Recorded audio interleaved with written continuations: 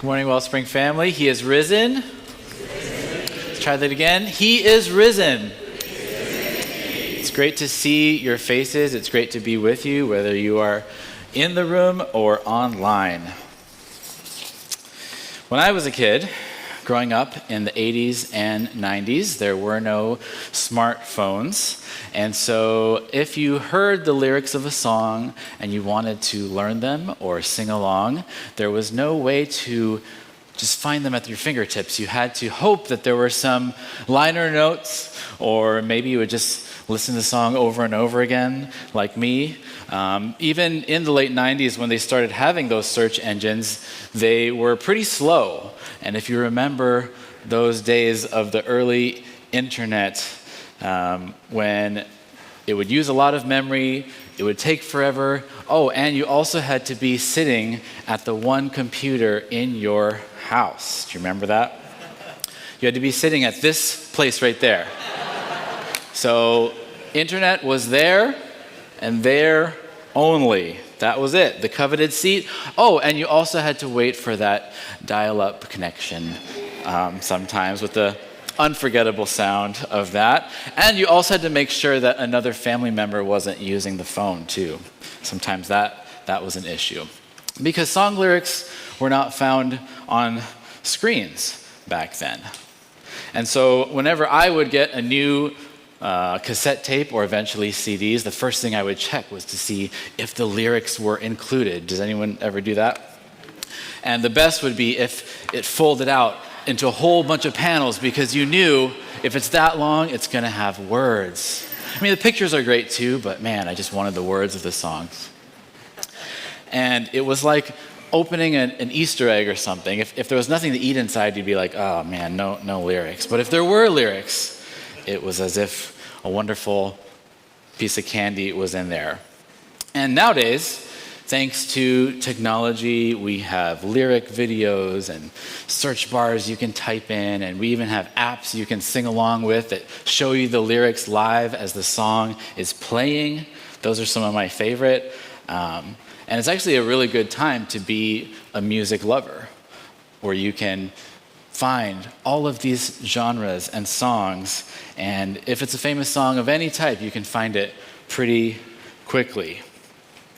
Now, not all songs have lyrics. Not all genres of music are the kind that you can look up. But there is something that every great song has, whether there are words or not, whether it's one genre with more instruments or less, whether it's newer or older. And that one thing that every good song has is emotion.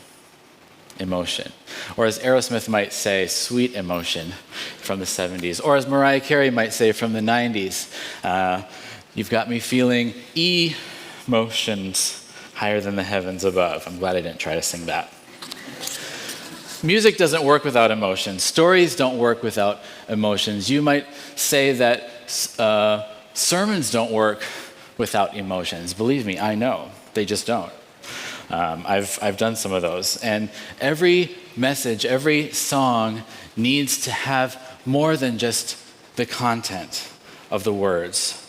There needs to be emotion.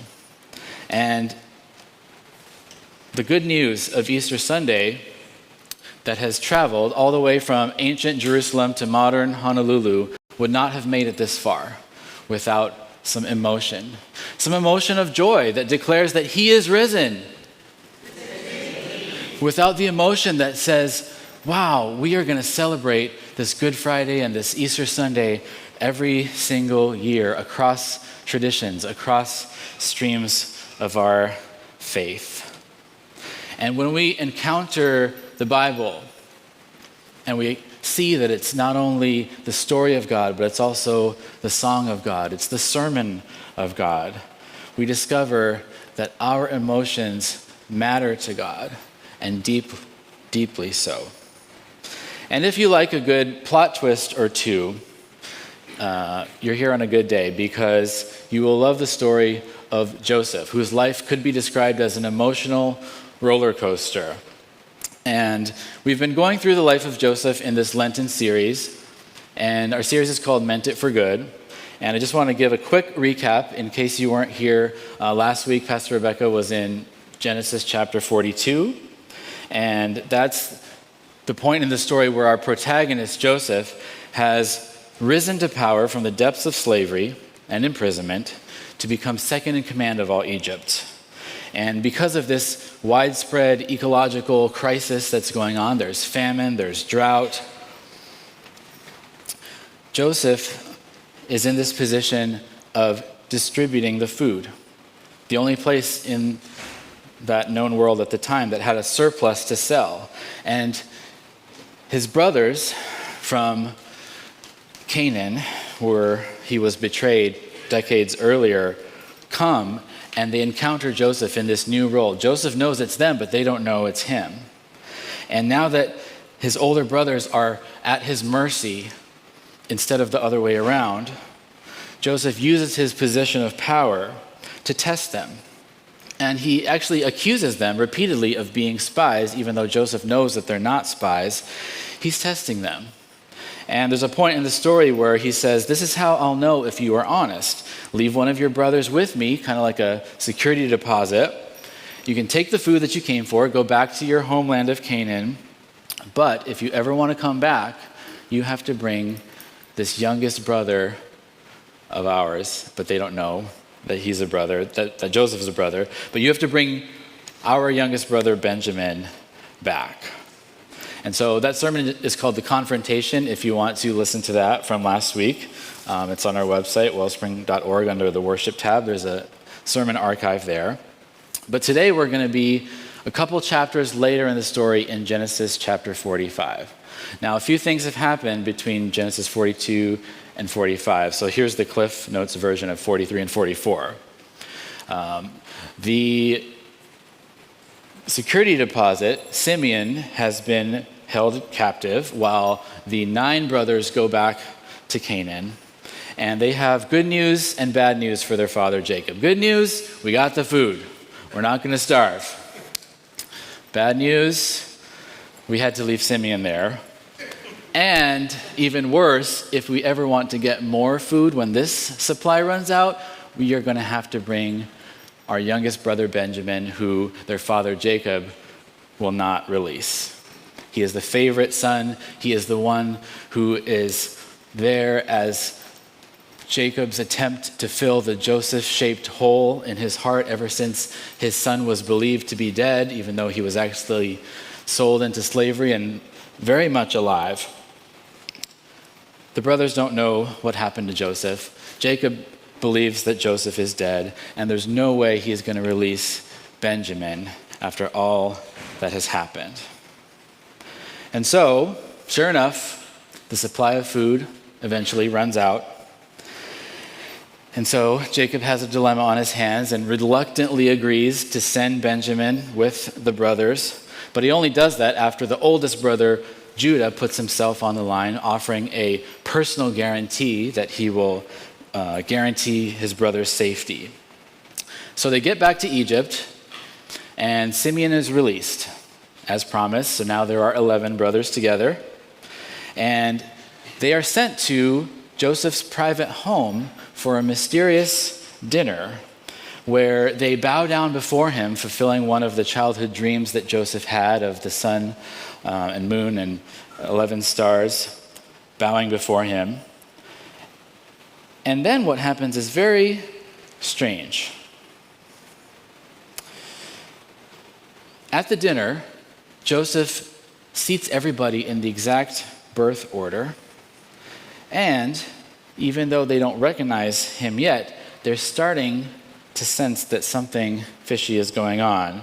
Because after the dinner, Joseph sends them back with supplies of food to their land, but he's not done testing them yet. And so what Joseph does is he tells his staff to hide or plant a silver cup in Benjamin's sack so that he can accuse Benjamin of theft and see how his brothers respond to that sense of potential betrayal that Joseph experienced so long ago. And so when Benjamin is accused of theft, the brothers step in and plead his case that he's innocent. And Judah, again, gives his second long speech of the story. The first one was when he pleaded with his dad to let Benjamin go with him. Now he gives an even longer speech to Joseph, saying, "Take me instead. I will switch places with my youngest brother so that he can go back, because my dad will die of despair if he is not returned home." And so what Judah asks Joseph at the end of this section is, how can I go back to my father without Benjamin? I couldn't bear to see how badly my father would be hurt. And that's where we pick up this story today. And by the way, this is an emotional story. There is quite a bit of weeping. And earlier in the story, we've already seen Joseph weep twice. The first time is when he's overhearing his brothers talking amongst themselves, and they don't know that he's listening, and they're expressing their shame and regret for what they did so many years ago. And the text says that Joseph had to step away from them and weep. And then the second time, on the second trip, when Benjamin is brought and Joseph sees him all grown up for the first time since childbirth, and he gives him a blessing. The text says that Joseph's feelings for his brother were so strong that he was about to weep, so he rushed into another room and wept there. And now we come to weeping scene number 3, where it's slowly becoming less private and more public, because now Joseph finds himself listening to his oldest brother pleading, reminding him of what happened so long ago. And not only is his oldest brother there, but his youngest brother is also there, who they just reconnected and reunited. And then there's a third thread there too, as they're talking about their dad, who would be heartbroken. And then Joseph knows that he too would be heartbroken if he never got to see his dad again. He may not be old enough to travel, who knows? And so they're talking about all of these family issues, and it's just too much. It's too much for Joseph. And so in your bulletin, you can see where the story picks up in chapter 45. Beginning in verse 1, it says, Joseph could no longer control himself in front of all his attendants, so he declared, "Everyone leave now." So no one stayed with him when he revealed his identity to his brothers. And he wept so loudly that the Egyptians and Pharaoh's household heard him. Everyone knows about it now. It's not private anymore. And Joseph reveals himself to his brothers, saying, "Hey, I am Joseph. Is my father really still alive?" And this is the first time his brothers are getting this. So they're stunned.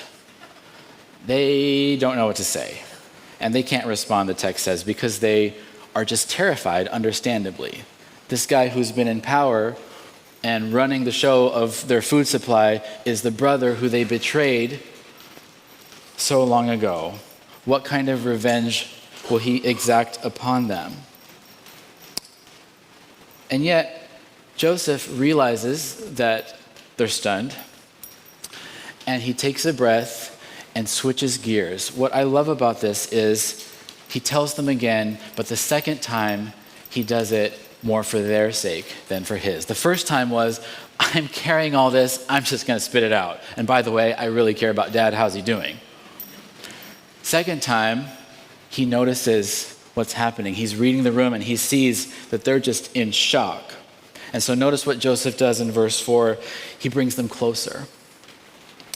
He decides to create a less threatening environment and says, "Come close to me." And they move closer. He says, "I'm your brother Joseph, the one you sold to Egypt. Now don't be upset and don't be angry with yourselves that you sold me here. Actually, God was part of this. God sent me before you to save lives." And so now the brothers are listening. And they're starting to see that Joseph wants to have a relationship. As you go down to verse 9, skipping down, Joseph continues by inviting the whole extended family to move from Canaan to Egypt, where there's enough space, enough supplies, enough sustenance for all of them. And he says, Oops. Hurry. Go back to your father. Tell him that this is what your son Joseph says. God has made me master of all Egypt. So come on down. Don't delay.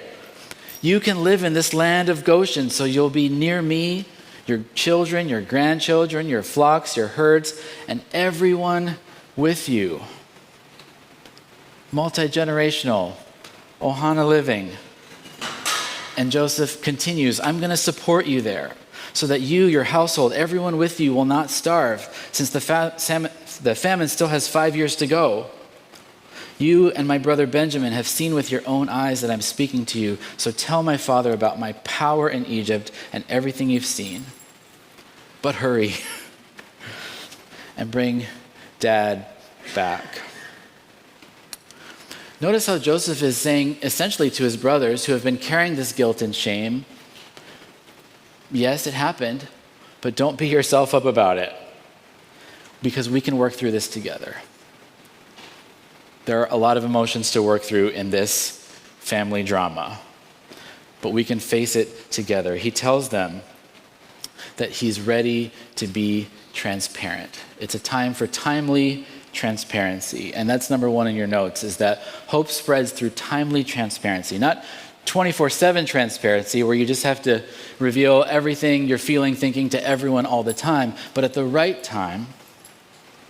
There's something about being transparent when you're ready that spreads hope.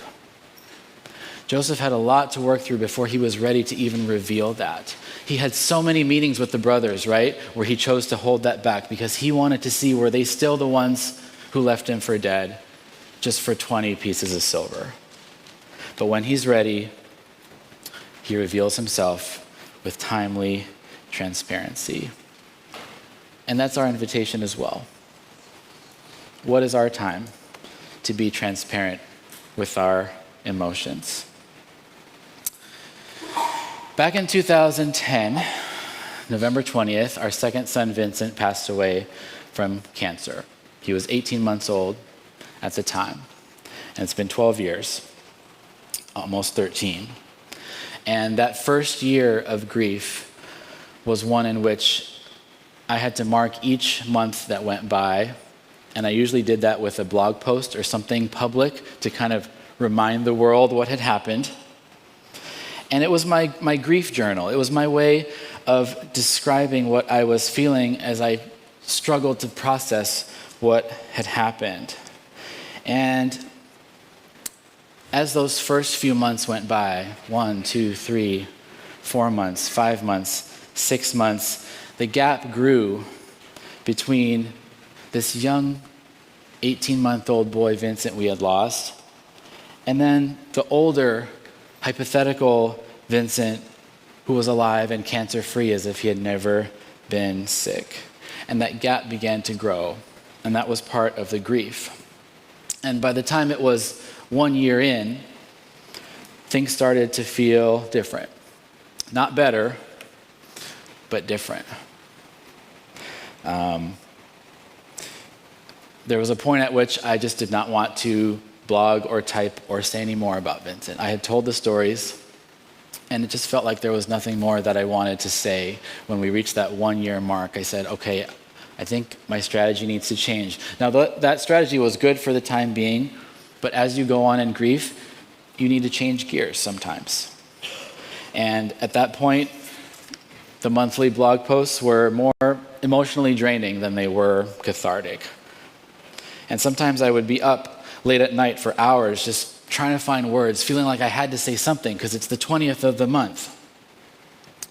But as we approached the point when Vincent's absence began to eclipse the length of his 18-month life, I started journaling less, even though time was steamrolling forward, taking us with it.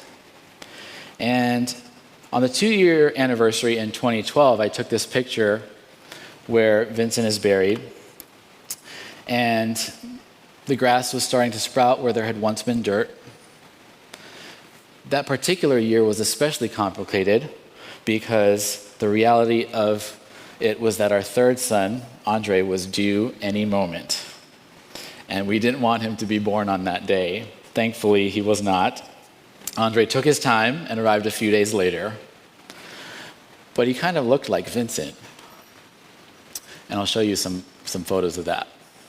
So on the left is Vincent, on the right is Andre. Here's another one of them. Vincent and Andre, the two brothers who never met yet.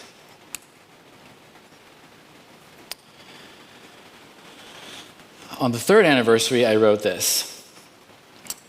Each anniversary feels like an ominous semester deadline when your list of unfinished assignments can no longer be ignored. Grief will let you procrastinate, but only for so long, and my tears are due today. I still had more tears. It had been a year. And it felt like a ship had sunk, and this shipwreck was getting further and further out of reach. Back when it first sank, it was like snorkeling. You didn't have to go very deep to find it, to touch that place of loss. And as the months and years went by, it became more like deep sea diving. If I wanted to be there and figure out how I felt and touch the connection with Vincent, however that happens, it was a lot of work to swim that deep. Because there's something about the passage of time that has this heartless way of creating distance. We were so close, and yet the time continues to separate us. And I'm like, how old is Vincent now? Is he the age when he died or the age he would be now? And that gap kept growing. And even though Vincent, to this day, he's never far from my thoughts, there is that passage of time. A shadow. The Bible is full of shadows like this. In fact, we just came through one on Good Friday. And when Jesus was betrayed on a Thursday night, and he died on that Good Friday, there was a shadow that came over the world. And the world would never be the same. From that point on, there would only be two periods of human history: before the cross and after the cross.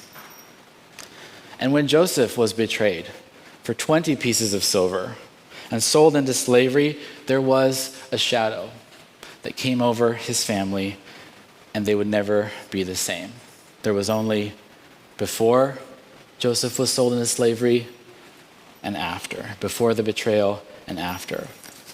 And yet, this is an Easter message, right? Okay. And yet, the story was not over. God was not done working. In fact, God's mission to bring hope from despair, to bring life from death, was just beginning. God was just getting started. And if the first way that we're talking about hope spreading is through timely transparency with our emotions, the second way that hope spreads is through telling the truth, but with a tender heart. And so number 2 in your notes, hope spreads through tender-hearted truthfulness. I wanted to keep the T theme going there. Tender-hearted truthfulness. Try to say that quickly. About the things that have come between us. So timely transparency and tender-hearted truthfulness about the space, the time, the relationship, whatever the conflict is, whatever is causing that gap between us. And it is with tender-hearted truthfulness that Joseph reveals himself to his brothers in Genesis 45. But this is more than just sharing information. This is more than just, let me recap the last few decades of my life.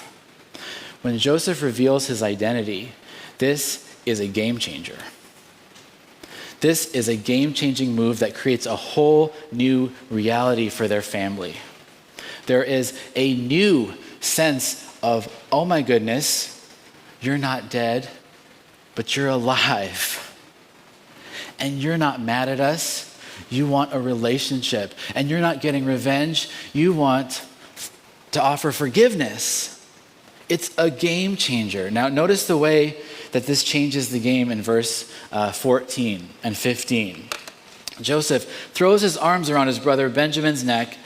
He's weeping, and Benjamin weeps on his shoulder. Joseph is no longer weeping alone. It's happening. The emotion is coming out. And there's more. Joseph kisses all his brothers and weeps. He embraces all of his brothers. And finally, after that, the brothers are able to talk to him, the brothers who betrayed him, the brothers who had been carrying this secret all that time. They could finally build that relationship. In fact, it doesn't even stop there, because the text tells us that Pharaoh and Pharaoh's household was impacted. Because when they heard the message, they were happy. They were pleased, the text says. It was good news for them that Joseph and his brothers were in a better place. You know, it's a big deal when Pharaoh is celebrating. And so this new normal, this new reality has begun. And the future has changed. The family's future has changed. And when Joseph comes out and says, "I'm your brother," it's like this doorway has opened, this doorway to hope. And when Benjamin weeps after being embraced and the brothers are embraced, this is weeping number 4 for Joseph. And it's in the middle of a set of 7, so it's actually a really important one, right in the middle. Number 4, but he's not weeping alone. There's so much weeping and embracing in this text. And that's really what strikes me about this story of Joseph. In the midst of all the plot twists, in the midst of all the ups and downs of that emotional roller coaster, what's so striking is just the sheer quantity of emotion to me. And it reminds me of another revelation when someone was alive and no longer dead. Imagine the women at the tomb, what they must have felt as they experienced that game-changing news with shock, amazement, surprise, fear, so many other things. What does this even mean? That he's not here. The tomb is empty. He's alive? What? What is happening? It changes the game. And so the surprising reveal of Joseph, in which he says, "I'm your brother," that reveal is only matched and surpassed by the revelation that Jesus makes. The revelation of he is no longer here. He is risen indeed. Christ is risen. He is risen indeed. That's right. Jesus isn't dead anymore. It's a game changer. Jesus is alive. And Jesus is the greater Joseph, the truer Joseph, who despite being betrayed and left for dead, he keeps working through the pain and extends himself at great cost so that we all might be able to experience true family togetherness. That's who Jesus is. He will extend himself at great risk. He will reveal with timely transparency and tender-hearted truth-telling whatever it takes so that there can be an abundant, grace-filled future for us, a whole new reality in which he is not dead, he is alive. And there is hope again across generations, across diverse experiences. Isn't that what Easter is? Isn't Easter the ultimate hope catalyst? The ultimate story of spreading hope? It spreads from this small group of women to a larger group, a medium-sized group, a circle of friends. It grows into a multi-ethnic movement. It grows into a countercultural community. And eventually, we get to be part of that, because the community grows and grows to the ends of the earth as people declare that Christ is risen. He is risen indeed. And so the final one in your notes, and you know it's going to have 2 T's in it. Hope spreads by taking tangible steps that embrace new opportunities made possible by God's resurrection power. Because of this opportunity, because of this new normal, there's opportunities, right? If Jesus is alive, then that means we can live too. if he's no longer dead, then we don't just have a Good Friday, we have an Easter Sunday.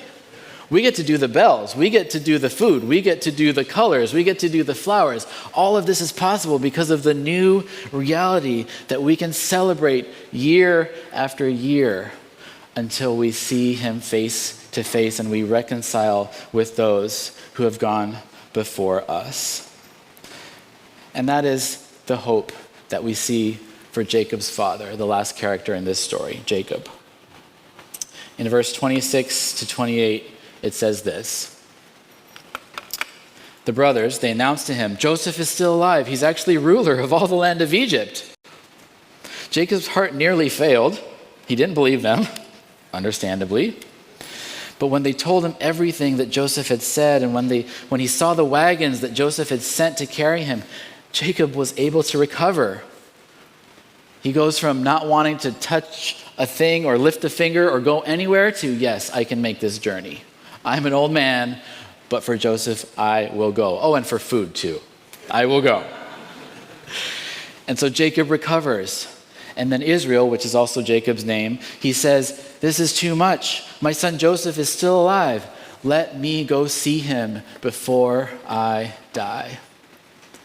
And so just like his son Joseph, just like the other 11, Jacob is also overwhelmed with the emotion of that game-changing news. And he wants to be part of what God is doing. And so for us, what is that tangible step, right? For each of us, there is something that is different because of the resurrection.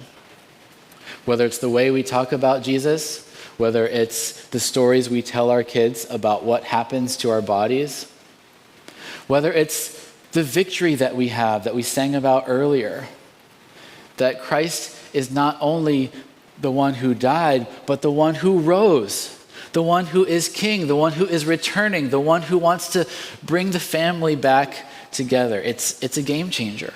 It's why we're here. It's why the church exists. And so I hope that there is a tangible step somewhere in there. And I'll let you work that out. There's discussion questions for your small group. There's reflection questions that you can do on your own this week. And we've still got a lot more Easter to do, so I'm just going to wrap us up in prayer, knowing and celebrating that Jesus is alive and Christ is risen. He is risen indeed. Lord, we give you thanks for your story, for your song. We give you thanks for being the truer and greater Joseph, the one who died and rose again, who truly died and truly lives with us now, Lord. We give you thanks for gathering your family back together, for making it possible for us to experience the abundance of what you have for us, more than we thought was possible, more than just the small quantity that we thought we could bring with us. There is a whole land to share and a whole family to get to know. Help us, Jesus, to take those tangible steps, to be transparent at the right time, and to be truth tellers with tender hearts. It's in your name we pray. Amen.